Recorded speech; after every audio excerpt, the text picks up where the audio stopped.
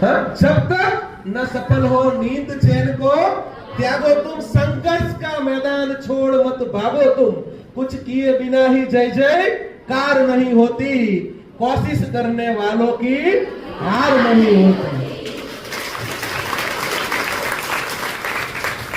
मंजिल मिले न मिले मुकद्दर की बात है, मगर हम कोशिश ही न करें गलत बात है।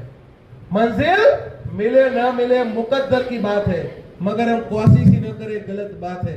मंजिल उन्हीं को मिलती है जिनके सपनों में जान होती है, पंखों से कुछ नहीं होता, हौसलों से उड़ान होती है।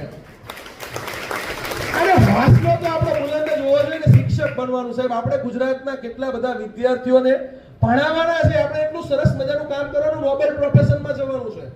આપણે ઉમદા કાર્ય કરવા માટે સર્જાયેલા શિક્ષક તો કેવો હોય, અર્કવાળો, તર્કવાળો, મધુપર્કવાળો અને સતત સંપર્કવાળો હોય।